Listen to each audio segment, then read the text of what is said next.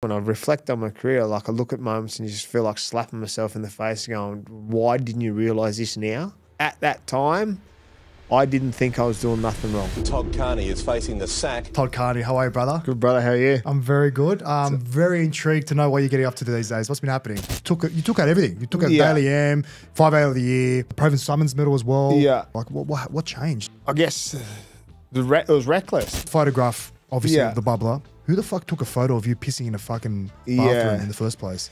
The damage is done. I'd accepted it by then that I'd done the wrong thing. Sharon, what did you have to undertake during rehab? Going to AA meetings, like I'd hide under my hat. What's a question you wish more people would ask you, and what would your answer be? Hey everyone, welcome to another episode on the Let's Trot Show, episode 40, with a man that's experienced the highest of highs in his NRL career and the lowest of lows, Todd Carney. How are you, brother? Good, brother. How are you? I'm very good. I'm very intrigued to know what you're getting up to these days. What's been happening? I'm busy, but good busy. I guess the first and foremost, I've got a little family. I've got a 3-year-old boy. He's my world. Mate. Yeah. I've got a lovely partner and I've got a stepdaughter. She's 9, so that keeps me busy. I'm still coaching and playing in Byron Bay. How good. 6 years on. What a place to coach. I know. I was only talking about the other day that why I've stayed there for so long, because it's Byron, obviously, and I enjoy it, and I've made some really good mates there, and I guess it's something that I've always had in me, obviously league, but then it's new. And then I work at Keebra Park now in the rugby league program. So that's new to me. I've been there 2.5 months now. And then previous to that, I spent 3 years at a school for disengaged youth. So sort of trying to find my niche. But obviously they've all revolved around rugby league, and you can't escape it because it was part of our life for so long. But DNA, mate. It's part of DNA. Like I said, I'm busy, but everything's really good. It's all positive for me, and I'm in a good place, so it's good. I love that. Where did the connection come from with you and Byron Bay? Well, I've been going to Byron Bay for 8 years for New Year's. Me and Boydie Cordner, there's a crew of us. His mates from Old Bar, a few of my mates from Goulburn. We used to always link up and go to Byron. And the president at the time, Ben Webber, hit me up once. Had a skinful at the top pub, and he's like, you should come play for Byron one day. I'm like, yeah, no worries, mate, I'll come play. A few years later, I'm in England playing for Hull KR, and I was at the airport in Dubai, and I get a message on Instagram, and because I'd posted that I was coming home, and he goes, you're coming back to Byron, are you? Did you have to do anything? Yeah, same story again. I said to him, okay, send me a 3-year deal, and I'll think about it. So fast forward that an hour, I'm still waiting to get on my flight. So I had a long stopover, messaging back and forth. I just told Sheensy that I'm coming back for 2 more years. We hadn't done a nutted out a deal, but I said I'll come back. Let me go home and like just decide how I want to do it, and if it's 2 years or 1 year, if I want to come back before Christmas or after. Then Benny sends me this offer, and I'm like, looks all right. I tweaked it a little bit, sent it. Then I got on the flight. Landed back in Sydney, and then he'd sent me through the thing, and we agreed to it, and I rang Sheensy and sort of let him know that I wasn't going to come back over, and he sort of gave me a bit extra time. I said, no, mate, I respect you too much to not annoy you or delay your process as a coach and getting a new player. And then ended up in Byron, spent 2 months home in Goulburn at mum's, and then moved to Byron. And now I've been there. Don't live there ever since, but I've still been coaching there, and it's been unreal. It's like I said, it was a great stepping stone out of obviously not professional rugby league, yes, but being away from the game in England and France, I wasn't going back into it. Like I wasn't coming home to where for yourself when you retire from the NRL. Like it's scary at first because everyone's still around. Where for me, I'd sort of got a new group of mates, and I had still friends from footy, but I was coming home to myself, and I was ready to start a new journey straight away. And Byron gave me that. I looked after their junior system and just coached and trained full time in Byron. That's the best. That sounds like the life. Yeah, it was dangerous but good. Like it was like I had mates ringing me going, I don't know if Byron's a good spot for you. When you think about it. Yeah, well, and that's right. Yeah. freshly retired, Lot of single moving to temptation. Byron. Yeah, Lot of temptation. heaps of temptation. Funny enough, I've never gone to Byron. Really? But I know who I'll be calling now. I know you're there. Yeah. Because I was actually researching. I actually never seen you formally announce your retirement from the game. And you haven't, have you? No, Yeah. I didn't. And I guess when I done my book, so Tony Adams come to Byron, and when I done my book, and he was like, "What do you regret? And what are the things that you're disappointed about?" And I said, "I never got to do the lap of honour on grand final day as a retired player. Yes, the circumstances of my career in the NRL, the way it ended, but I still thought I'd give enough to the game to." And it's a small thing to some people maybe, but to me, to recognise on grand final day as a player would have been special. So yeah, I guess but never formally retired.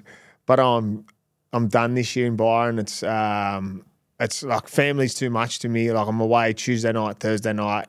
I get home late, so I don't spend a lot of time then Sundays, and then trying to play and then trying to teach on a Monday like footy. That's hard. It's just too hard. Like, so the boots are getting hung up.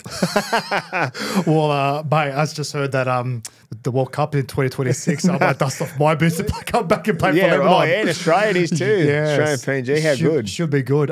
What you said as well kind of resonated with me. I abruptly left Penrith and haven't really stepped foot out there since I retired. And I made a conscious effort to go out there and watch them play against the Dolphins last weekend.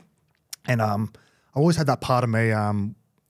I know I've been there for 9 years, and the way I exited the club, like it felt like there was a part of me missing. I think it's closure. The closure is the word. Like we're both kind of searching for. Like I didn't have the opportunity to kind of thank the fans, like say goodbye to them, and because ultimately that was like my second home, Penrith. So I made an effort just to go around the whole stadium, and I just walking through the crowd, saying hello to people, taking photos, and it felt so weird though. Like I don't know if it's but people like to say NRL players have this kind of imposter syndrome. I don't know if you've experienced that. Yeah. Like it felt weird for me to actually step foot out there. To go back, Given what I'd done and experienced with the club, like it just felt like I was almost like a stranger. I didn't belong there. Yeah. It's funny you say that. I went to a Canberra reunion a few years ago and I felt funny. Like I felt like I wasn't worthy of being there because like there was the grand final past players that had won, like the 93 grand final, the players like that were around, and I'd played enough at Canberra, and then I've get invited to the Roosters one I haven't been to the Cronulla one. Wow. Even I spoke to Madge the start of this Origin series. He was getting some former players to go back in. I'm like, I don't feel, but like since being back and around the game more with the Triple M stuff, I'm starting to feel a little bit more involved in like with life changes and stuff. I can sort of, because I was bitter about the NRL for a little bit, and I was frustrated about how it all went down, because while I put my hand up a lot of the time and said, yeah, I was the idiot and stuffed up, but also just trying to build bridges to get over it, because obviously everyone still talks about all the stuff, but there's a time, obviously, a place to get over it and move forward, and then the growth of obviously, time heals everything. Yeah, that's exactly right. Yeah, I was going to say the earliest memory I have watching you play. It's funny enough. I was playing my 2010 under-20s grand final against the New Zealand Warriors. It didn't go according to plan that day. We got beat. Sean Johnson played in that team. That's all I have to say. And you guys obviously played after me. And that was like the earliest memory I have watching you play. Yeah, like you were playing after me in the grand final. Well, you're 38 now. 38, so you're 4 years older than me. And you're playing in an NRL grand final. What memories do you have of that game? I have one in particular, actually. I don't remember when Daniel Conn came with a swing and closed fist. Absolutely took. Can't remember who it was, but took his head off.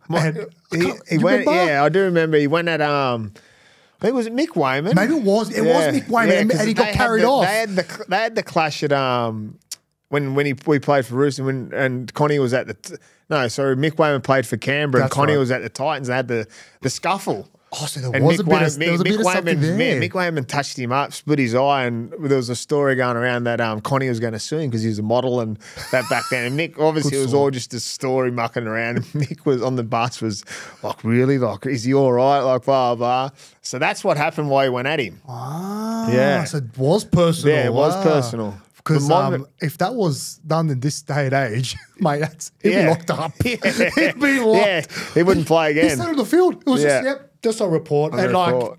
I kind of listen. Like, I know we're trying to outlaw the head contact and stuff in the game, and that's black and white. But I feel like today, I think it's a bit overkill. I think it's over police. You know, any contact towards the head, like if it's a stray leg, even like you're on report, you're in the bin. Like, Well, they watch everything now, like even a head rub on the ground, or like a little elbow, or pulling an ear, or treading on someone's hand. No, they watch it all. I would love to actually be playing, like starting my career now. Like I'll be looked after so much. Yeah. Like, but even you, like when you were playing, like there's always a little bit of a grubby act in there that was kind of like, but it was part of the game. Like I felt like, yeah, maybe I didn't like it, but play on. Like it's even like even halves digging in the line now. Like you can actually get in a little bit deep, because as soon as you get hit off the ball, it's a penalty. Like Kieran Foran got nailed every time he was at Manly. Imagine that now. Like he'd be just getting penalties and penalties, but he still does it. Like it's how you played, but it does get policed a lot. Speaking of the game, like how much do you reckon has changed since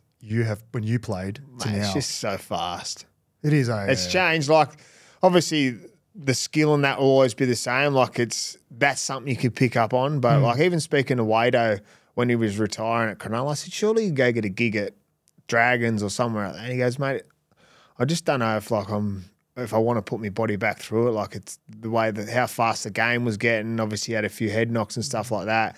And these things that he's doing now, but he sort of said the game was getting faster and faster, that he didn't know if he wanted to put his body back through it. But even like the kids I talk about at Keebra, like, mate, I started when NRL system at 17. Some of these kids are 16, 17, and they're monsters. I'm like, What? There's no way I was that good. Because I was thinking, like, yeah, you debuted at 17 for Canberra Raiders. I was like, fuck, you must have been like physically developed at a certain point to be able to handle the contact. Because I feel like the contact back then, like there was more, I guess, the rough and tumble, the roughness of it. I remember my debut against Mace. He was barking at me, just pointing at me in the line.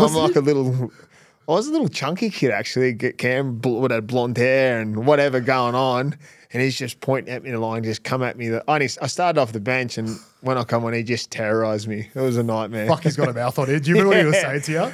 Oh, he's just saying he's coming at me all night, a young boy or something. This is his team or something or whatever. I always laugh. When I see him, I always laugh about it because he remembers it. He puts a bit of GST on the story sometimes, but mate, he was into me. And like I remember like looking up going, wow, this is Willie Mason. So you would have loved that. 100%. Yeah. Like some of the guys like I played with at Canberra, Ruben Wiki and Clint Tchaikovsky and stuff like that. And you just sit and think to yourself, well, like it's how lucky you were.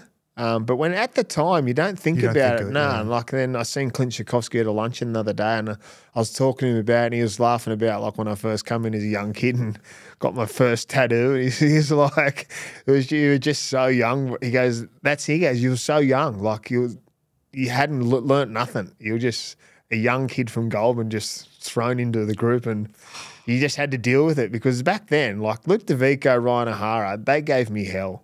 They were just.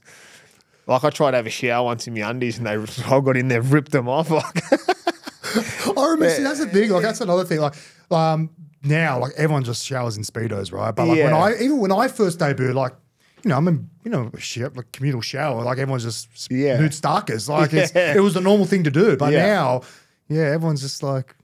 Watching, everyone's staring at the walls. Like hardly anyone's talking to each other.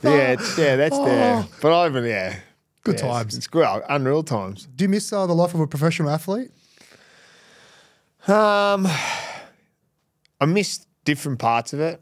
I guess if I was living the way I'm living now, like I would have handled it differently. But I miss obviously the constant up and down challenge of training stuff. I miss the 5 minutes before kickoff. Yeah. That's what I get the most buzz out of. Like even playing for Byron, when I get in and have the huddle and it's one of those feelings, as you know, that when you grab someone's jumper, the energy from those 16 other blokes is like a feeling no one else. Like you're a fan of the game or you've played the game, but at the highest level, grabbing that bloke's jumper that you've trained with for the last 6 months, ready for round one, like the feeling you get from that, like I get goosebumps thinking about it. Like that feeling I miss, but then also just missing like the challenges of getting better. Like I prided myself on trying to be the best or the fittest, and I miss that. So like I search for those things now. Like when we're talking about training and stuff, like I go through periods where I say I'm going to run a marathon or I want to do a big walk or stuff like that. I challenge myself. Even when I do charity fights, the 2 charity fights I've done, like I've had to lose, but it puts me in that uncomfortable zone of, okay, you're on your own now. Like and that's where sometimes in footy, while it's a team sport, you challenge yourself on your own. Like the person you in the mirror, they say, but there's so much around a team sport, but there's also a challenge with yourself. You've got to get better to be the best. It all comes down to yourself. Yeah. If you don't want to, like it's... That's exactly right, yeah. And you're the one that's got to get up and continue to turn up and stuff like that. So it's... I guess the benefit of being in a team sport, you have your teammates to kind of push you along. And I respect boxers, like you're saying. Like, oh, my God. Mate, don't even, I would never step in the fucking ring. Fuck that. Like, I don't know. What was that like for you? Like horrible. Horrible. I love the training.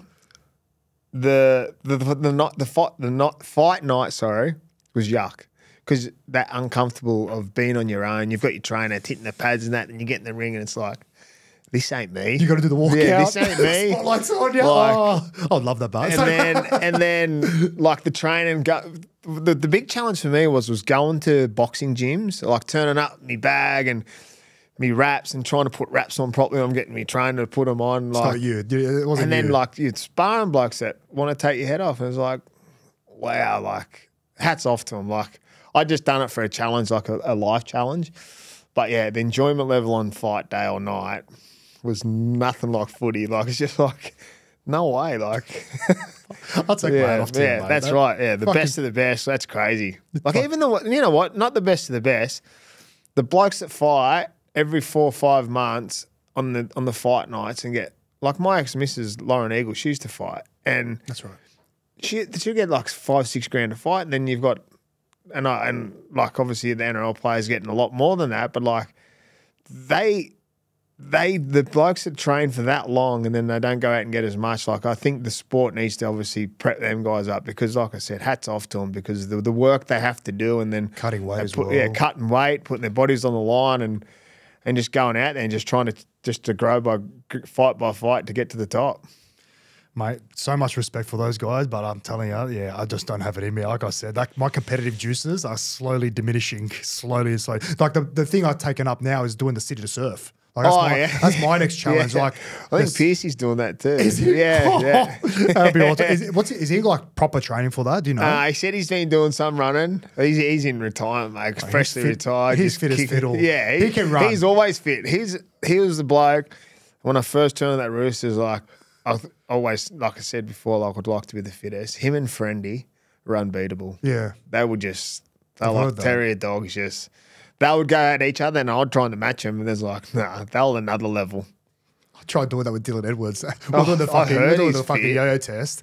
And I'm just looking. I look to my right. He's just not breaking a sweat. We're up to level 19. I'm like, yeah, that'll do me. I heard he's super fit. Unbelievable. And a mad fighter. And mad. Oh, yeah. He's got a dog in him, man. Yeah, right. He's got a dog. I spoke to him yesterday on the phone, and you speaking to him, nicest guy in the world. Yeah. Nicest. Get him on the wrestle mats, get him punching the bag. Fuck me. He's a dog. Yeah. Absolute dog. I hope he comes on the show one day. But, bro, I wanted to thank you. Our proud sponsor, Shoe Grab, which I'm sure you got a great relationship with. Yeah, I do, yeah. The best sneaker brand in the business. Go have a open up that, mate. What have we got here? Oh, how good. You can wear whatever you like, eh? That's the beauty of being retired. Yeah. How did you get introduced to sneaker? Just to these sneakers. They're nice. Are these the first pair? These are the first pair, yeah. Oh, are they? Yeah, of these, yeah, How for sure. good. Thanks, brother. Shoes, man. Thank you. Thank you, Shoe Grab. How Thank good. you, Shoe Grab. I'll chuck them on for How do you know, where's the relationship from with Shoe Grab?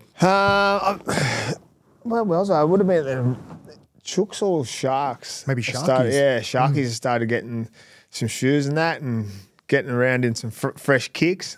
Mate, and it's funny, I was talking about on the plane down here, my new addiction is shoes, bro. Always, really? Yeah, footy boots. I bought 5 pairs of footy boots this year. I played 4 games. What footy boots you wearing? Asics at the moment. Oh, yeah. I've got the bright, as soon as the bright yellow ones come out, I'm straight into them. But yeah, mate, I love shoes. Yeah. I love that. Let's talk about you. Yeah. Childhood. What was that like for you growing up in Goulburn? Yeah, it was good. I didn't know it much other than Goulburn until I left there. I grew up on a little farm. My dad, my mum had two sisters. I had a beautiful upbringing. The day I was born, my mum said Dad just wanted me to be a rugby league player, and that's all he put his time into. My pot was a very big part of my life because on the farm, he had his little hobby farm for him out there, and so I was just pretty much played footy, any sport I could play, sorry. My sisters took the back seat to that, and I got everything I wanted. My mum and dad drove me around the countryside to play footy. I got everything I needed, and my sisters were my best friends. Like when I wasn't playing footy, like I had mates and stuff, but I was always a home person. Mum always said I was just a quiet kid. Like she had, just very quiet, very shy in new environments. I started playing when I was younger, and then tried to start school with the kids I was playing footy with. And my mum repeated me in year 6 because she wasn't ready for me to go to high school because I was that younger age. So yeah, my childhood was really good. I got everything I needed, and it was I can't complain about it. I feel like you've had to do a lot of growing up, like very, very fast. I Yeah. feel like you had your career itself, like it was a meteoric rise, into top grade. You debuted as a 17-year-old, like physically you're developed. You got that tick, but were you mentally ready for it? Nah. Yeah. Because like I said, like with my dad, and I speak so much about him because he was my hero. Yeah. But when he wanted me to succeed at footy, he took away things that other 14-year-olds, 15-year-olds, 16-year-olds were probably doing. So like I wasn't allowed to go to parties. I wasn't allowed to ride skateboards. I wasn't allowed to get bikes. If we were going on family holidays to the Gold Coast from Goulburn, instead of going to get a bike, like I took a mate with me all the time, he'd have money to go buy a skateboard, and I'd go in the shop. I thought, I'll get one. Dad was like, no, you're not getting a skateboard. Like, what if you get injured? He has always had that what if. And I trained so much because he was the junior coaches at Canberra when I was coming through. So he knew all the programs that we were getting to do in off seasons. But I was 14, like what off season, like what kid has to train? But every afternoon, anytime, like I was doing things that are probably a 17, 18-year-old should be doing to make it when I was 13, 14. So, and I Kids would love to have that, mind you. Yeah, like for me now, that's why I made it, is because what I learnt back then, and I got pushed. Like I used to get dropped out the road of back of Goulburn 40 k's, and he'd make me ride home. So he'd just follow me slow behind in the car, like people bipping horns and everything. So like when you say grow up, like, and then all of a sudden that drive to get to a position, then Matty Ellett sees me when he gives me a 2-week training camp at 16, 17, and then I just went balls out, like just gave it my all. And then that's when he called me in and said, I want you to go full-time next year. Don't worry about going to school. To Dad, that was like, he just struck lotto. Yes, you're doing it. Mum was like, oh, I don't know if you're ready. But for me, I was like, I'm ready. And then get put into an environment of man and stuff like that. And like I said, like I hadn't experienced what it was like. Like I look at 16, 17-year-olds now out partying or out like just doing stuff. Like I still laid up on the couch with Mum, like just watching TV and stuff like that, where I don't, like it's not unnormal, but I wasn't, I don't know, I don't feel I was a 17-year-old. Like I was just football-wise, yes, and development, yes, but like in my head, like I hadn't experienced any difficult, and no challenge. I had no challenges other than challenging to train. I hadn't been in trouble with anyone, hadn't been like no misdemeanors or anything. Like I wasn't straight at 180 at school. I wasn't smart, but I didn't step out of line either because of the fear of getting in trouble at home. So yeah, I had some growing up to do when I first left, and when I first moved to Canberra, I lived at the Institute of Sport. I reckon my bed got slept in twice out of the 7 days. I'd just drive home to Goulburn. Wow. Mum would, like, I'd ring her after dinner, so we'd have in the record dinner, and she'd always watch her phone, and she'd go, I'd get a message, I'm just about to leave. I'll be home about 10 o'clock. Get up at 6 to get back to Canberra for training. that next morning because I just hated being away because I wanted to be at home, but also wanted to be a professional rugby league player too. So, and I didn't tell anyone that I was leaving. I'd just jump in the car and drive home so I could spend like I was a home person. I just wanted to be there, and because I was the fear of growing up, I guess. Yeah, Latrell's very similar. Like he'll go up to Taree, back to his family, his upbringing, and sounds exactly like you know what I mean? He just wants to go back to that family, that support system that, I guess, he had to do a lot of growing up as well. He debuted as an 18-year-old, he's touted as the next Greg Inglis, but he didn't find closure here. Like you said, you didn't find closure within the city. You found closure with your family. Yeah, that's right, yeah. And because I didn't know any different to Goulburn, and obviously Canberra's not too far up the road, I hadn't experienced anything else. So it was sort of like, well, that's all I knew. So I wanted to always go back to that. Yes, I had my mates and stuff, and when I got to 18 and I started like obviously experiencing alcohol and stuff like that, going out and parties and stuff like that, but it just wasn't, I hadn't experienced it before. And I'm not saying everyone experiences because it's not the right thing to do, but I know my mates were doing it because I just didn't go because I wasn't allowed. So was 18 the kind of year where you started experimenting or drinking alcohol? Yeah, because like obviously I was in the full-time system. I remember like my first trip away with the boys, like I was just sitting around like watching it. It was just like, wow, this is a different life. Not a different life, but I'd never experienced it, so I didn't understand like what it was all about. And then when you start to experience, and like early on I didn't have good experiences drinking alcohol, and like if I look back on my life now, if I had that trigger or someone tapped me on the shoulder early on before the drama started, and then obviously the drama of then a 19-year-old kid, okay, well, I'm playing in a role. You don't have to tell me what to do. I can fix it myself. And instead of getting help then, like it would have been completely different. But like looking at it now, for me, it was just growing up. It sounds like it's almost a recipe for disaster. Like you're a very shy kid at heart. You were sheltered heavily by your parents from a lot of distractions. Yeah. You get put in an environment where you're on the main stage, right? You're getting all this hype, all this praise, your ego grows, and then you're around men, adding the peer pressure on top of that. And also, what do people do when they drink? They try to escape the reality as well, and try to fit in. Yeah, that's right. It sounds like you had almost a power struggle within yourself. Yeah. Is that fair to say? Yeah, and like I reckon that's the thing, even with like not that I was always shy growing, but even like that the first moments of I would change as a person when you drink. Like everyone's different, but mine would go to I'd have different alter egos. Yeah, like 5 out of 10 times I'm normal, then there's 4 times that I'm okay, then there's that one time no one wants to be around. Like that was a constant struggle. But because it wasn't happening all the time, I was like, I don't have an issue with that. They were just things that would pop up because I thought it was normal. Right. And I look back on it now, it's definitely parts of the stuff that I'd done wasn't normal. So you felt like you definitely changed, like to a dramatic effect to your peers, anyway, to people around you? Yeah, in different times. Because like, well, your mates are your mates. They're not going to always say you're a dickhead or like pull your head in. But like, there was times like, I remember living with Dane Tillis, like me, him and Michael Dobson, we lived together. And the next morning, Tillis, he'd come down and goes, oh, Toddy.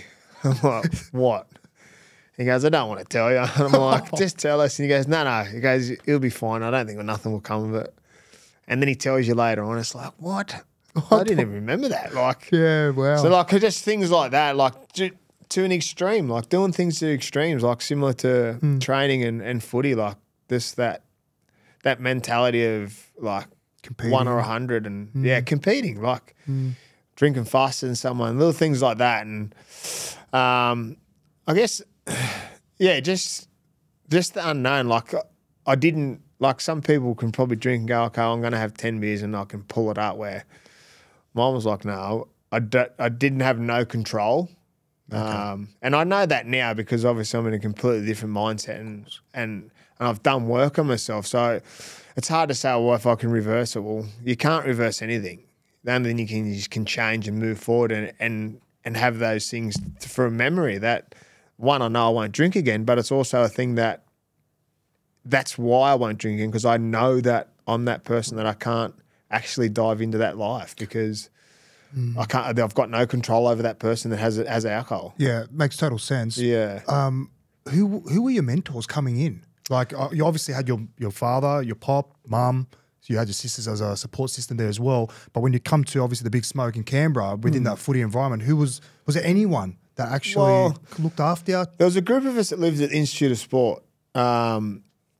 Me, William Zillion, a kid named Matt Wallace. We all lived at the Institute of Sport, and that we were just sort of left our own resources, like because we had just to turn up and train, and there was no real mentors. I lost my dad quite young, and he, like I said, he was my key figure of my mentor. So that's why I was always driving home to Goulburn. And when he started to get ill, my mum and sisters kept it from me just because they knew I was in a place in Canberra that I had no support to tell me. So they thought it was a midlife crisis thing when he was going through his early stages of the dementia and stuff. And then when I lost him, and I can proudly say it now that I struggled with it, but back then, when I was a 20-year-old, I was like, no, I'm fine. Like, I'll get on with it. Yeah, like I don't remember parts of things because obviously it was that I was numbing it and blocking it out.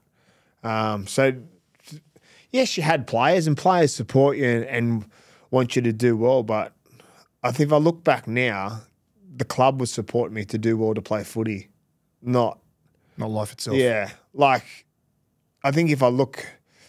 Yeah, like if now, for instance, if they had a player dealing with how my emotions were with the illness of my dad, a club now might sit a player down and go, maybe have a couple of weeks off and spend time with your family because that's more important. And that's the growth in the game. That's the best thing about rugby league. There's growth. It's new areas. Like it's hard for people to talk about things. And while I didn't know about it, and then obviously when he passed away, and then I guess overreacted and acted in a way to like poor me, like screaming out for help.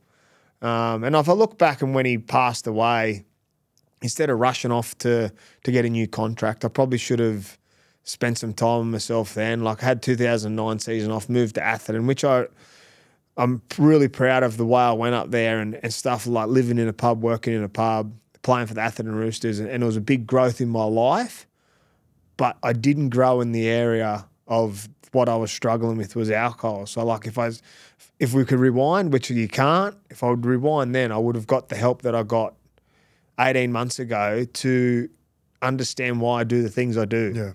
Yeah. Or why I done the things I done, because I was dealing with the death of my father. Like I had to deal with it, but I didn't. I just kept pushing it away. How old were you when you was first diagnosed? Would have been 18, 19. Okay. So mum and dad, when I talked to mum about it now, she had early signs of it, that it was coming on, and they sort of left it. And then I sort of picked up on a few things. Like I remember one, because he would always come and watch my training, regardless of if he had work or whatever. He would leave his work and come watch. And I said to mum one day on the phone, I rang, and dad was on at the dinner table. And I said, oh, ask dad why he didn't come today. And she yelled out to Darryl, why didn't you go to footy today? He goes, yeah, I was there. And I said to mum, he wasn't there. And she's like, you weren't there? He goes, yeah, I was. And and then mum started to like put two and two together.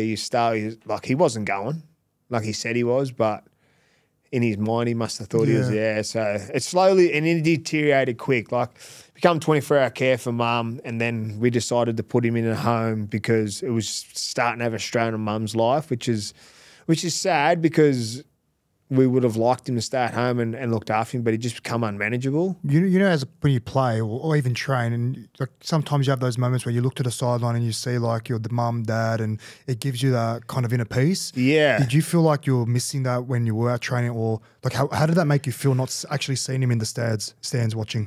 Well, yeah, that was the thing, like because the focus for me, like I knew he was always there watching. And then that night when I rang, I had a feeling that there's something's going wrong.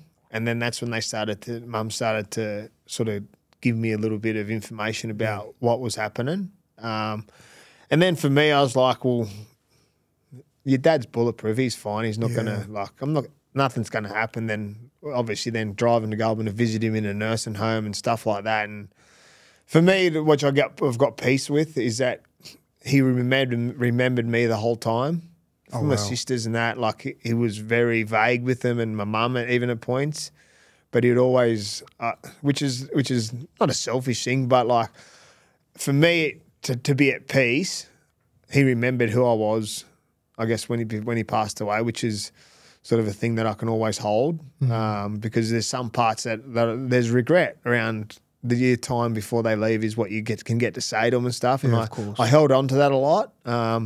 And now it's a part of my routine is that like a part of my recovery from alcohol is like I speak to him. Like it's a daily reprieve of letting him know that I'm doing okay and I hope he's doing okay. So it's sort of so I don't have to fester on the things that I couldn't tell him before he passed away that I wanted to. Yeah. And that was, I guess, if I look at it now, that was affecting me in a way that I didn't know until I got help and had professional help on what I was holding in that was coming out sometimes when I would drink. Yeah, well, makes total sense because I feel like you were using alcohol to kind of as an escape. Like that's the reality, and obviously you got yourself in trouble a couple of times with the law. I think as well being a professional athlete, like you said, you're competing, and I feel like the thrill of like almost getting caught and getting away with it as well would have fed your ego. Is that fair to say as well?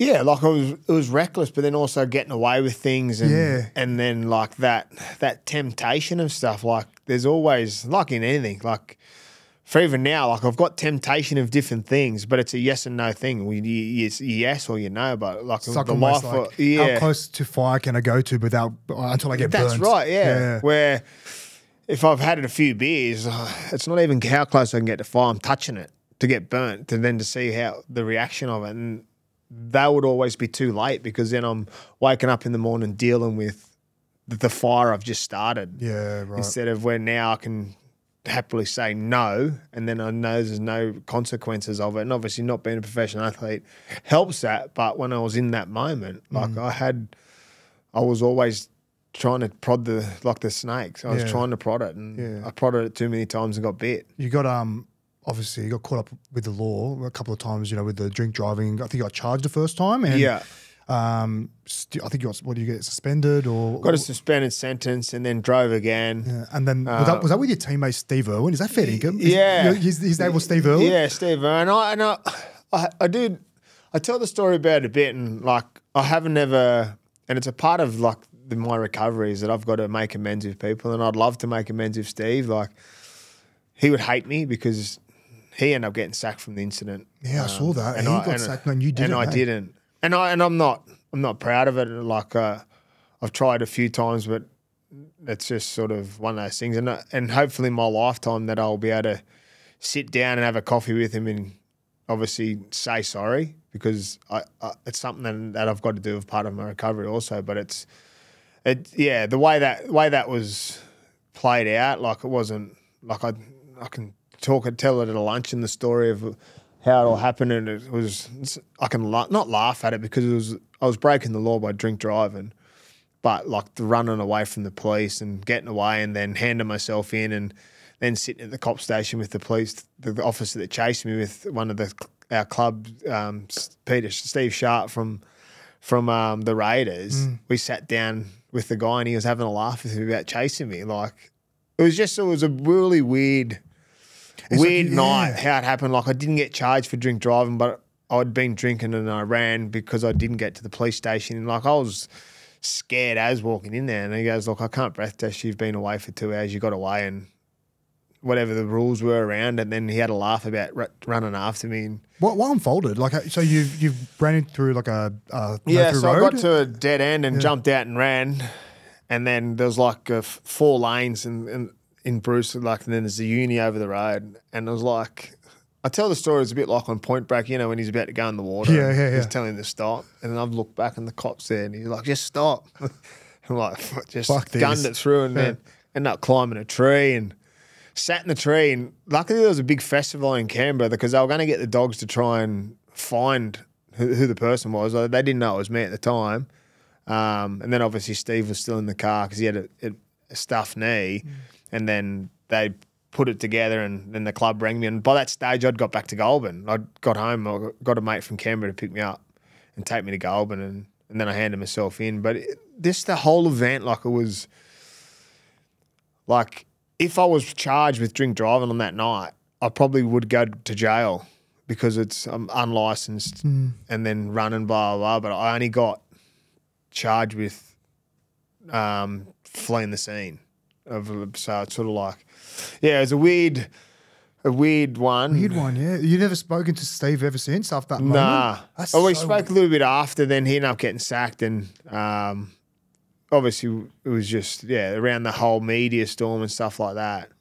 So, yeah, if he's watching, I'd love to try and get in contact with to try and make amends, because it's a part of my recovery. Yeah. But also just to get it out there. And he probably doesn't want to speak to me, and he's probably in his own life now, but bit of closure for both of you, maybe. Closure, yeah. It might be closure might not be closure for him, but closure for me. But also, if he wanted to tell me to get stuffed, I'd be happy with that too, because it's how it unfolded was unfair on him. It's fair enough. In 2009, obviously you were a bit in limbo almost, like you were playing obviously with the Atherton Roosters. Atherton Roosters, yeah. You touched on that before, and then you get signed up by the Sydney Roosters. Fucking work that out. Yeah. So how did that come into fold? Yeah, so before I went to Atherton, I'd signed a 3-year deal at Huddersfield Giants with Nathan Brown. He was there at the time. I was going to live with Brownie. So we had it all planned, and the week before I was meant to leave, I got a phone call from Richard Thulis, which was the owner of the Huddersfield Giants. He goes, your visa's been declined. Is that from the driving incidents? The driving incidents. We can either appeal it might take months, or we can just wipe our hands clean for it. And everything happens for a reason, because later that year my dad passed away and I wasn't in England. So I guess there was something, I don't know, I believe in that. And then decided, so I was either going to go to French rugby or just stay home in Goulburn. And then Mick Nasser, the publican from Atherton Roosters, reached out to Chris Orr or Gavin Orr. Then Gavin reached out to my manager, Dave Riolo, and flew up to Cairns and spent a night in Atherton and seen the town and whatever. And, I ended up signing there. Had because I knew I had 12 months. The NRL banned me for 12 months. Yep. During that sort of the first few months of being there, got into contact with Freddie and the Roosters, flew to Sydney, met Nick. Had a good discussion with him, and obviously for me it was surreal sitting with Nick and then having a meeting with Freddie. Freddie didn't end up being the coach. Brian Smith ended up taking over at the back end of the year. Roosters got the wooden spoon. Yeah, 2009, right? 2009. Same as Atherton Roosters in 2008 got the wooden spoon. Are you kidding? And then we got beat in the grand final. The same scenario as we did at the Roosters the following year. Wooden spoon to get beat in the grand final. Holy shit, that's weird. That's weird. Yeah, so then, like I said, the back end of 2009 was like a challenge for me, because I had to get the tip-top shape to go to the Roosters, and I turn up, meet Brian Smith. He goes, you'll be playing fullback this year. And I was like, what about Minnie? And he's like, yeah, what about Bryce? He's the 5'8" and the captain. I'm like, yeah, true. And I'd done everything possible to, like, I owe a lot to Rowan Smith, Brian's son. He put so much time into me as a fullback. Minnie did too. Minnie was, like, I didn't know if I was going to start, because it depended how I went in the preseason and games and stuff, and Minnie was on the wing. But Minnie gave me so much confidence to play fullback, and taught me the things that he practices on, and all the little areas of being a fullback was a massive boost for me, because, like I said, I was nervous because I was going to play his position, and then Braith was sick. So I had a challenge either way where I was going to go. Yeah, right. And then that season just flew. Like, the way it went was perfect. Like, I ended 2009, had a bit of an incident in Airlie Beach with one of my mates, and then had a face-to-face with Smith, and he's like, you and Alcohol are done for 2010. Like, I need you to, like, you owe it to the club and you owe it to yourself to knuckle down. And me and Piercy talk heaps about 2010. It's just like, you can't explain some of the moments in games. Like, it just happened. Like Sean Kenny Dow, like, the way some of the tries he scored, the passes we were throwing from the back of the ruck to the inside, and everyone was humming, because we just bought into, the culture that we had, and then just the Smithies method of just playing flat and fast and on the footy. And It was a massive turnaround. oh, it was just, like I said, it's hard to explain. Like, after games, I was like, well, how did you do that? And I was like, who knows? Like, well, I had a play where I'd catch the ball at first receiver and skip right over to nearly the winger, just across the front of the defence. Dropping people under. Dropping people under, dropping he people just under. opened Then up all of for a you. sudden, then throw it on the boot. Like, but it would just, they would just back off. And like now, you just get slapped. Like if you started to see us grabbing across and someone would fly out, like, but it was just, it worked. 2010 worked for some weird reason. Mate, it was like it was arguably your best year. Yeah, like, by far, by country far. mile. Yeah. Like you're obviously sober for it. Yeah. You'd think you had the blueprint and the recipe there for you. Like you took out everything. You took out Yeah. Daily M, 5A of the year. You won the Province Summons medal as well. Yeah. I'm going to keep going. International Rugby League Player of the Year. Yeah. I'm sure you cleaned up at the Roosters award ceremony as well and the season prezzo. Yeah. Why didn't that convince you that that was the way to be a successful football player? Like what changed? What couldn't Well, get I got through picked to you? yeah, so we got beat in the grand final. First drink was mad after the game. Mad Monday. I got a phone call that I'd been picked for Australia. So I went into camp on the Tuesday or Wednesday. And then it was just, I don't know, I just slipped into a comfortable zone of, I knew I was going to be an Emu, so I was only going to play. Sheensy told me I was playing the one game against a second-tier nation, ended up playing against New Zealand at Eden Park. Wow. But, yeah, I went back to that. I guess it was reckless because, one, I hadn't worked in that 2010 season. I didn't work on myself in any area that I've worked on now. So when I first started drinking again, there was nothing happening. So I was like, well, everything was sort of fine. Like I was getting away, maybe because from the success of the 2010 season, no one was really bothered about me drinking or obviously away. And then went on a holiday, come back, and then sort of just Smithy just wasn't happy with the way I was performing at training because obviously the drop in my training to what it was in 2010 would have kicked him in the face because it just wasn't the same player. Yeah. Then it got osteitis pubis because obviously my body was just, I wasn't in right shape because I had the extra time off because of the tour of Australia and stuff like that. So it was, and then the things started to pop up. I started to not late to train or drinking them before training, then drank on the band. So like I wasn't learning from anything. And then I was like, well, all of a sudden my time at the Roosters come then. Me and Nick had a conversation. He said he wouldn't sack me and he goes, I'll give you a release from my contract. And like anything always in my career, the day I was released, I had a contract at Cronulla. So I had no time again to Work on yourself. to work on myself. Like I was just going from one contract to another.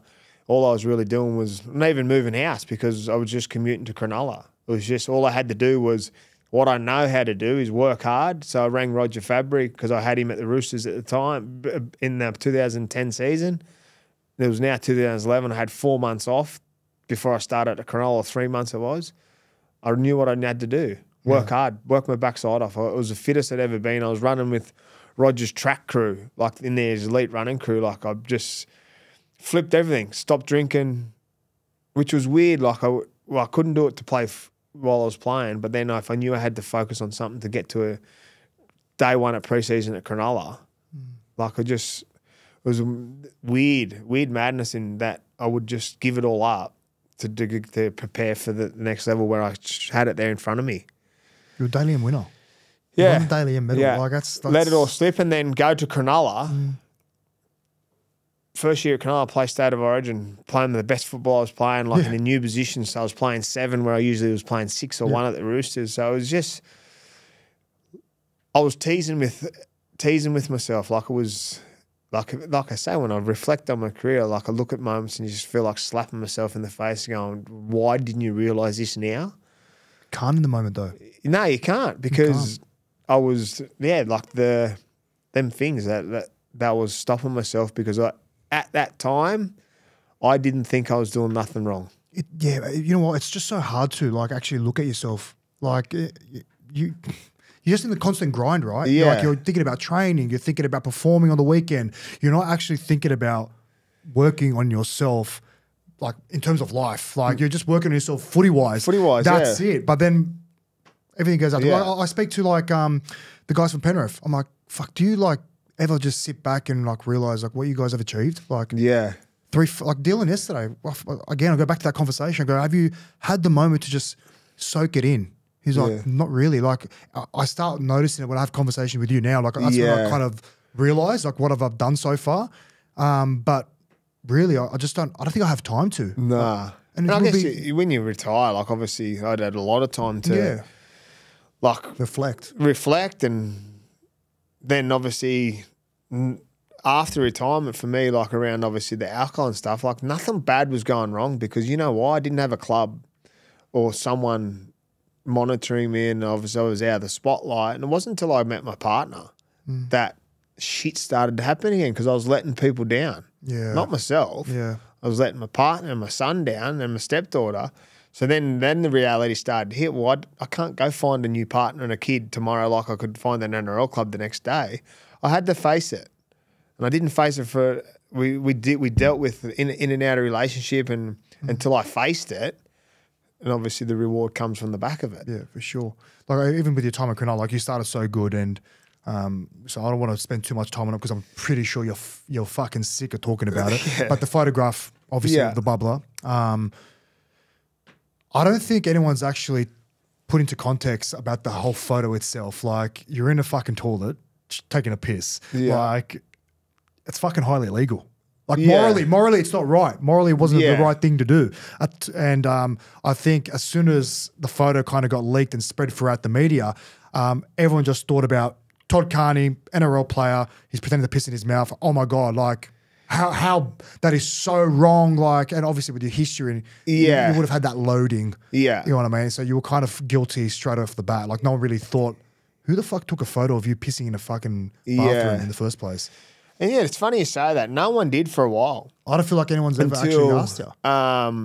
One of the lady that was going to handle my case when I got the unfair dismissal, was going to go for the unfair dismissal, which ended up getting thrown out anyway. Yeah. She said, you need to charge the guy. I said, well, I don't even know who it was. So you don't know? That was my next question. In the end, I did. I ended up finding out, and he said that he'd...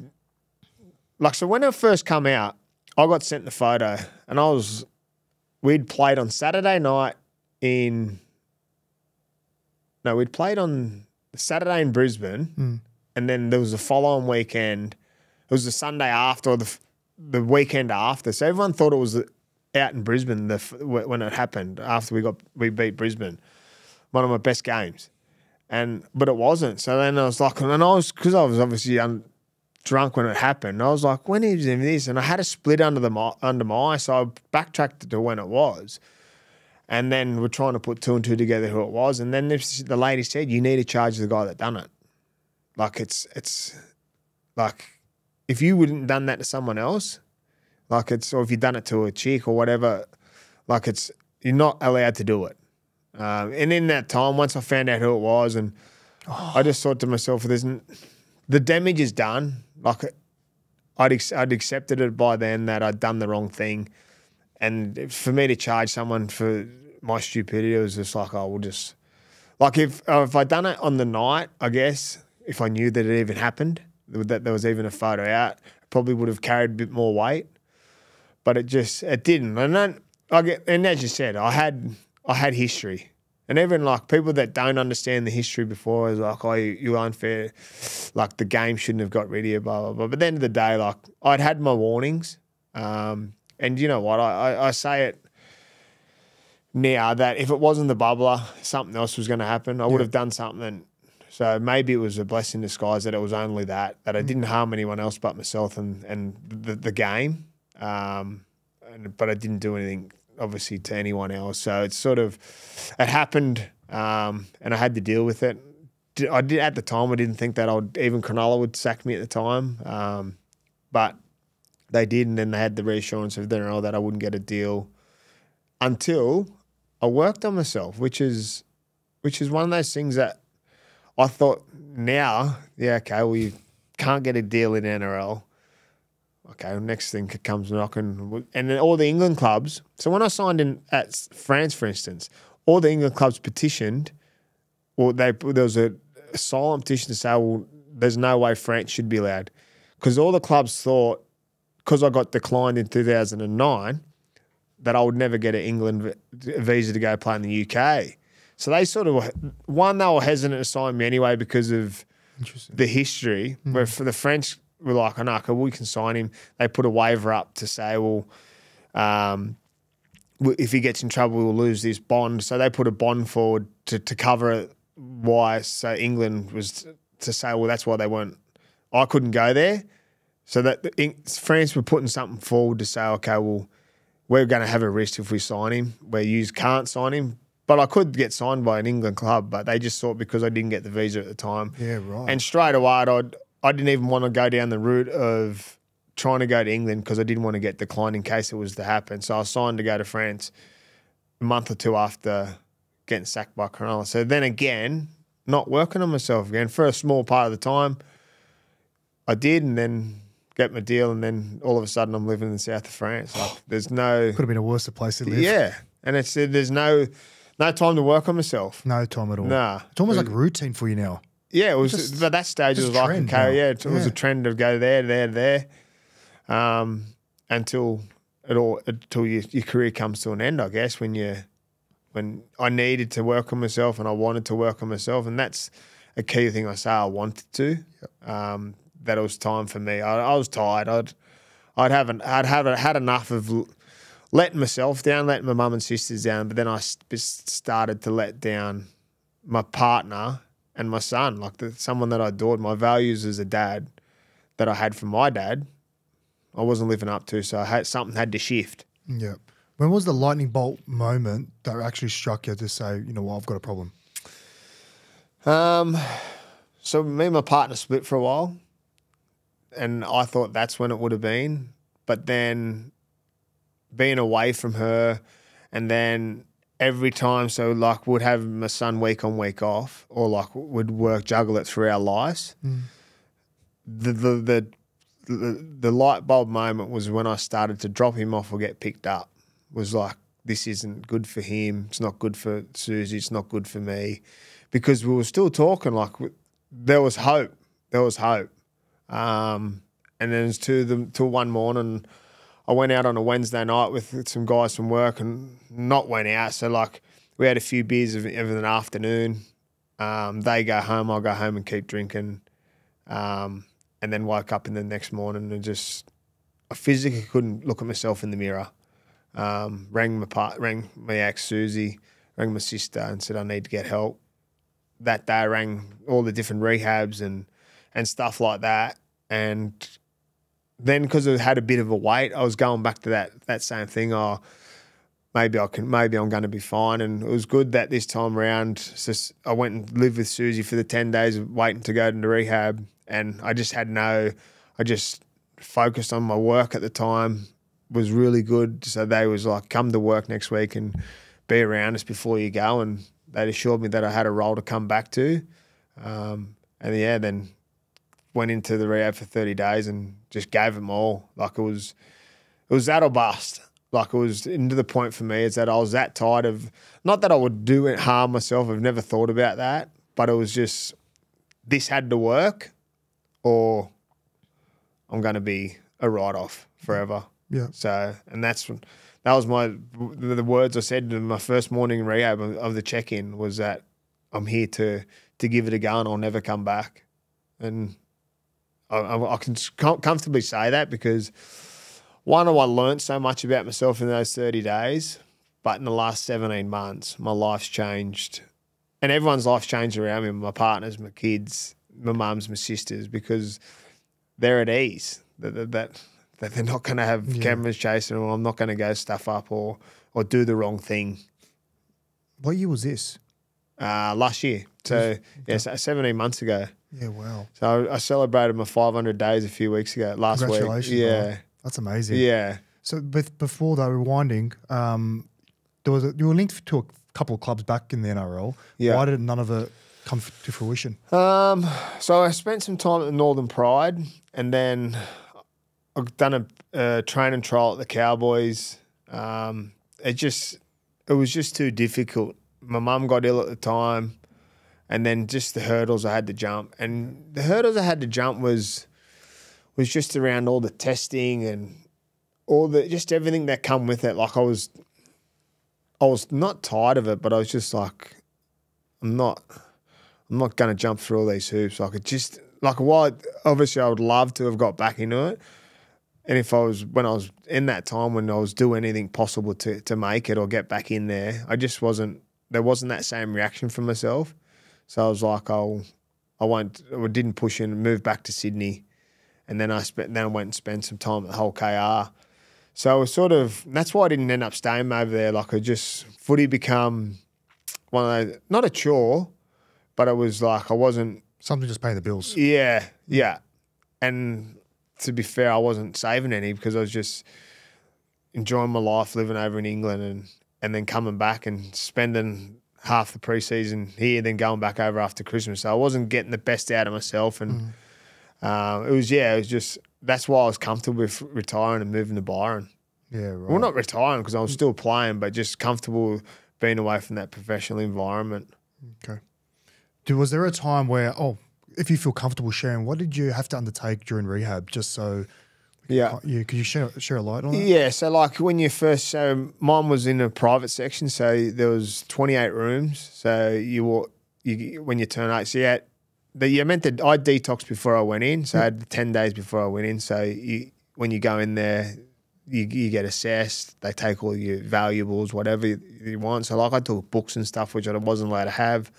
No phone, no nothing. And then for your first few days, you're on the detox part. So like the people that come in on the same day as me would have been on their Valium or whatever. So I didn't have any of that because I detoxed, so I was quite fresh. And then it was just meetings every morning, check in, why you're there, what you want to get out of it. And then it was just learning. So like a full day of like all different classes of like what addiction is. And then you had your own psychologist, so counsellor, so there was all one-on-one stuff.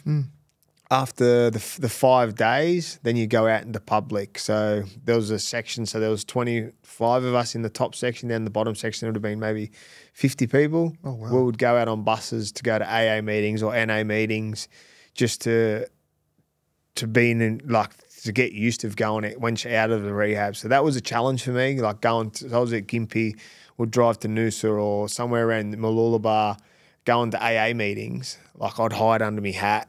And you had to identify. And then I went to a men's meeting, and it was a powerful meeting. Like it was all men, and it was a big group of community, but it wasn't my community, and it wasn't the people in the rehab's community either. Strangers. It was a group of strangers. And I've walked in with my hat on, and then they go around. So the rehab would give our names forward, and so mine was just Todd C. And then on the night, a guy recognised me when we were leaving, so I didn't share that night. And he called me over and he goes, I'm going to call you to share next week. And he goes, don't wear a hat. I'm like, why? He goes, you can't hide under your hat. He goes, we all know who you are. Like a part of your growth is you need to not wear your hat when you come here. It's night time. Like you need to be comfortable about sharing. And then that next week when we went there, I was so nervous. I made up things to say that I was sick so I didn't have to go. Like the bus trip was a 2 hour, about an hour and a half bus trip. And I can remember myself just going, please don't call me. I was sweating. And then like we got there and then I had to get up and share.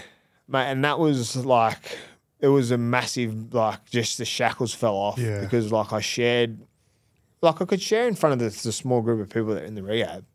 But sharing in front of a group of these men that had been there, like there was blokes 25 years sober, some blokes that were 2 days sober, like just the different like people. No judgment. There's no judgment. Like, and it was like when I shared, and then on the bus on the way home, like I was speaking to a guy, and he was like, mate, he goes, that was so inspiring what you said. Like you were real about it. Like, and that's for me now. Like when I first got out, I'd do 90 meetings in 90 days. So like. And then finding meetings on the Gold Coast. So like when I first got out, I was driving to different meetings and the same with the hat. And then I found a place. I go every morning at 6 o'clock. I don't do it every morning now. Like I've got a routine that I stick to that I need to do. And then if I got time to have a meeting, I'll go to them. And it's just a constant reminder that how far I've come, but how close it is to your next failure. That's unreal. Thanks for sharing that, brother. No, that's well, good. unreal. No, that's fine. Where are you at now? Like, what active roles do you have? Do you have anything to do with NRL, or are you trying to tap into clubs? What do you want to do going forward? Yeah, so at the moment, like I touched on at the start, so I spent 3 years at a school called Men of Business, which is for disengaged youth or kids that have slipped through the cracks of mainstream school. Unreal. I love the place. I started there as a part-time as a rugby league coach, just went in for like 2 hours of an afternoon. Yeah. Started going back in there more regularly than I started a rugby league program there 2 years ago. And I loved it. Like some of the stories of these boys and how inspiring that they keep getting up inspired me to be better. Probably a big choice in my decision to get help was some of these boys. And now I'm at Keebra Park. So when they're on the field, I'm there with them. So I do all their rugby league hours. Not an actual like team coach. So I just sort of put my 2 cents in where I need to help the halves. I do from year 7 right through to year 12. Do some commentary of Triple M, which has been really good. It's turning up the games and being around that environment again. I get like a good kick out of. Haven't done anything too much with NRL. Long-term goal would be to get in a system with an NRL system, even if it's through not so much coaching, but I spoke to the Titans, Steve Mitchell, a month or 2 ago, just about where I'm at in my life and what I'd like to put into a club if I could get the opportunity to. But for now, I'm comfortable with the Keebra role, the Triple M stuff. Like I said, I've been doing Byron now for 6 years. But that's going to come to an end. I'm time to I'm going to get my son into jiu-jitsu. Oh, yeah. Yeah. And I'm going to just be around him like I miss a lot. Yeah.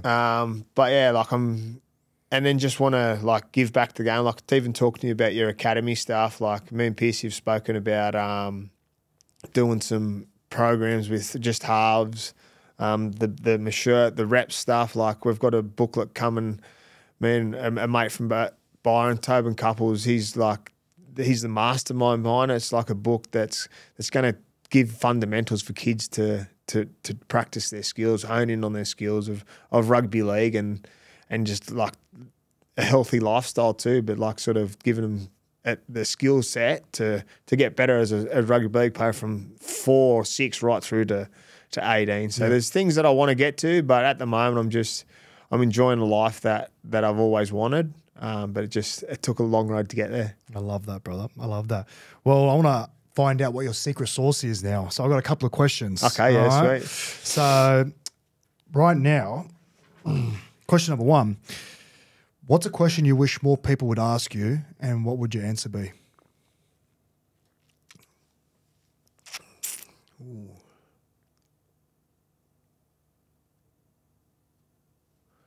It's a tough one, eh? It's a tough one, eh? I feel like you always no one ever gets asked like what question I'd like to be asked so I can answer it. I have the opportunity to answer it anyway. So the floor is yours. If there was one question, anyone. Well, I'll ask it because I want to ask people this. Why was I so good? Why were you so good? Because I worked hard at what I challenged myself. I worked hard I busted my backside. Like didn't come easy. And that's why I did the same thing. Well, why were you so good? Like it's one of those things that people don't like to answer. It's even hard to answer it. Yeah. What I want to ask people, but it's like Can come across vain. Yeah. But at the end of the day, we were professional rugby league players and we were good at it. What made me so good was that I worked hard, and I practiced what I'd done. I think that's so important because I think hard work is the main pillar in your development as a player. Yeah. I wasn't the most talented kid growing up. I can put my hand up and say that, but I made it common for me that every time I trained and played, like I was one of the hardest working players on the field, and that's when I kind of started developing later on in my years. I started, getting, you know, all the fundamentals. Like you talk about fundamentals, right? Yeah, that's right. We don't really like. It's not sexy fundamentals. You know what I mean? We always look at the big plays. That's what. Oh wow, look at that! I want to practice that. If it's a big step or you know, it's a chip and chase, but like no one actually breaks it down and like, oh, how did he get confident doing all the that? big moments, but like the big moments of. It's a simple 2v1 when you're in the back play and they drop the ball. That's a simple play. Yeah. It should be executed. I agree. But they're the things that you take for granted, because when you're mucking around passing before training, someone says, "Oh, pass 10 balls left, 10 balls right." Then you're trying to do no lookers and stuff. Just do it normally. Yeah. Like that's the skill, like to do it properly. Then all of a sudden you get the concentration doesn't happen on the field and you drop it when you've got the try line in front of you. It happens so many times. Yeah. I'm sure you'll be dropping Draw that. and pass. Exactly. I'm sure you'll be dropping that into your players in your academy. Who are the top 5 players you went up against in your career, in your opinion? Paul Gallen. Yeah. Why? Oh, Paul. Just his toughness. Like, and he had that presence, and I was lucky enough to play with him. And the fear of playing against him was the confidence I had when I was in the sheds with him, because one, the fear of coming up against him or getting tackled by him, what's going to happen.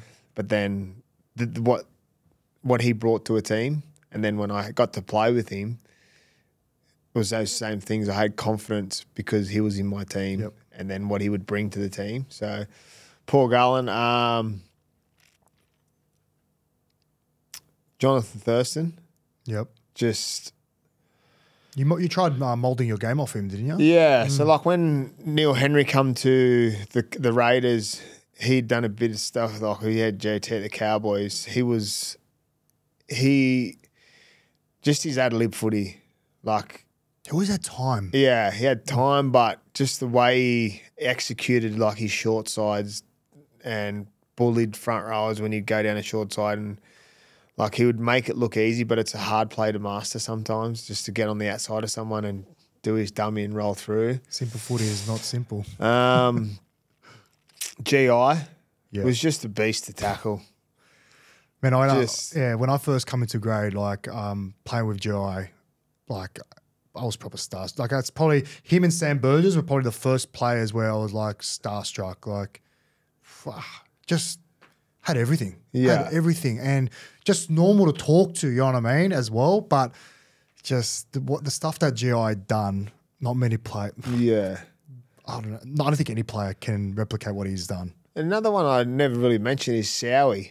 Really? Yeah, he always seemed to have my measure. Okay. Yeah. Like every time I'd play against Dragons, they'd beat us in that 2010 season. And it just always had like, he won the grand final for me with his kicking game, and I still hold that grudge. Not a grudge, but like he got on top of me. So like, yeah, Sowie's another one. I've played with Sowie. Who else is there? I'll have to say me great mate Piercy. I was going to say that. I'm waiting for it. I was waiting for it. What's so good about Piercy though? Like, what makes him? What separates him from the rest? So I watched Piercy when he was a 19-year-old, 18-year-old. Might have been younger. I was playing at Canberra, and he was playing under 20s. I was either playing reserve grade or A grade, first grade. And I seen him run out. He had his sort of mullet with his blonde at the back, and I was similar. So, and I'm like, who's this kid? And he brained it, like the way he played. And I remember him walking off at halftime. I yelled out something to him, and he just sort of looked over his to go, who the fuck are you? Like, didn't care. Like, who was I to get into him anyway? I was only young anyway, but he just...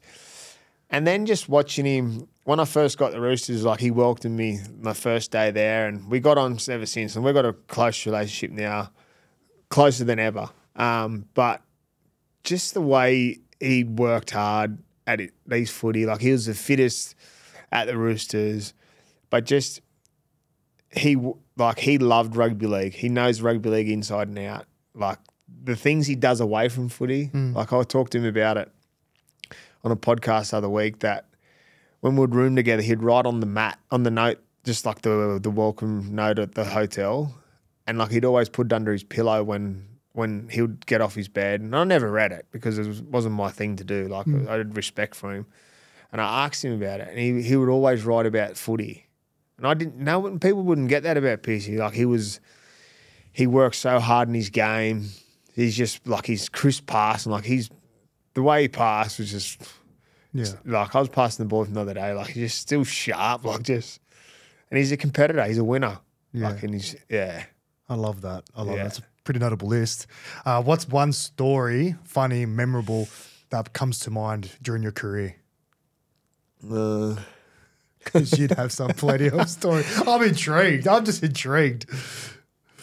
I got to share in a horse, right? So when I won the Dal Am, the guy, the Mathen and Mick Nasser, put 200 on me to win the Dal Am at 500 to 1 or something, or 50 to 1. I don't know what it was. It was ridiculous, man. He won a ridiculous amount of money anyway. Yeah. And he rings me up and goes, "What's your bank account?" I'm like, "Why?" And he goes, "Oh, I won some money on the Dal Am." I said, "Don't worry about it." I said, "It's your money. I don't want it." And he goes, "Well, send me an email. I'll buy you in a share of a horse." I'm like, "Oh, okay." So I got in this share of horse. And so fast forward the story. I was at Cronulla and we were going dreadful. We were about to play New Zealand on the Saturday or Sunday. It must have been a Saturday. And it was a Tuesday session. Yeah. Peter Sharp goes, "Oh, let's scrap the session. We'll all get on the boat to Bundina. And we'll go over to Bundina where Gibbsy lived, Bryce Gibbs, and we'll have a beer." So we've got in this ferry on the way over, mellow as, just all the boys just sitting on the ferry going over for a beer. My horse is running. It's paying like $9. So we're all sitting around having a beer, having a pun. Mate, the poor Bundina Tavern, all right, this little club, mate, it was shaking. Then the ferry ride home. Mate, imagine a team full of just boisterous after a big day on the piers, but then after winning a shitload, the ferry on the way back was just like, wow. Yeah, that's probably the most tame one I can tell. There's plenty more there.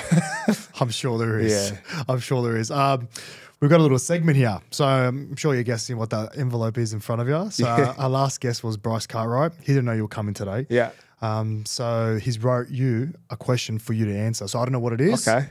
And you'll get the honours to do it next for our next guest. Let's have a look here.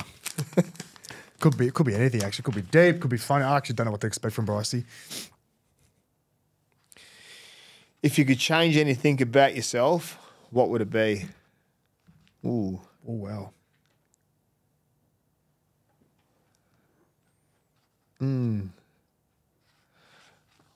Always you get asked a question a lot about, like, if you could change. I would rewind my life. Would fast forward it to now, but then put it in rewind and start again of my career. As of the person I am today, that I walk around in today, and give myself even though I had a successful career and I was happy with it, but obviously disappointed in some parts, just to rewind it back to the person that's sitting in front of you today and seeing how I'd go now as an 18-year-old, not a 38-year-old. Yeah, wow. Yeah. That's massive. All right, question 2. Thank you, Cardi. Yeah, thanks, Cardi. Now, brother, you can pick up that paper, texter, and write your own question for our next guest. And don't ask me who it is, because I don't even know who it is at this point. This question, what's it mean to you? Has it been told to you, asked to you? What makes this question so important? Well, just like the uncomfortable of when people ask it. Okay. It's just, it's that thing, because you don't want to feel vain. Yeah. Okay, I like that. Yeah. Seal her up, brother. Seal her up.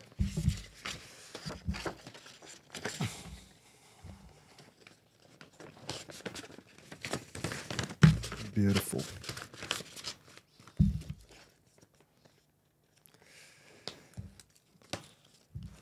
Before we wrap up, it's been a hell of a show and a hell of a conversation with you. I've got one more question for you. Yeah.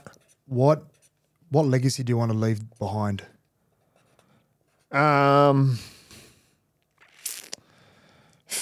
Just, I guess, like it.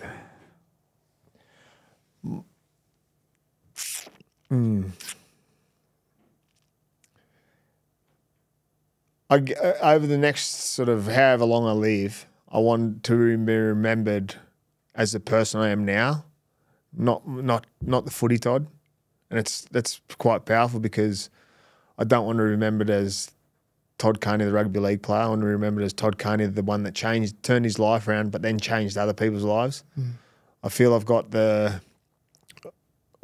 platform, but also I've got the space to change other people's lives. And that's what I want to do. I want to inspire. I never want to tell people not to drink alcohol, but I want to inspire people to face their fears with it, to challenge themselves. And then if you struggle with it, to get help, but don't get help 18 years later. Get help 18 minutes after you get told to get help. Like, it's because my change, and it's massive, and it's not from money or anything like that. It's just that if I can change, so can you, and your life will get better from it. And like I said, I would never tell anyone not to drink, but if there's people out there that struggle, and if that's you, get help. Or if you're not comfortable to get help from someone else, reach out and I'll give you not the tools, because I'm not trying to sell anything, because it's not what I'm about. I just want people to go to places to get help that are by professionals. Don't be scared of it. I love it, brother. Yeah. Thanks so much for coming on the show. Cheers. Man, I had a great yarn with you. I actually can't believe I've never personally had a chance to be here, but thanks for coming on and being thanks for so having open. I'm sure all our listeners really enjoyed that, and until next time, and all the best. Cheers. Thanks, brother. Thanks, bro. Cheers.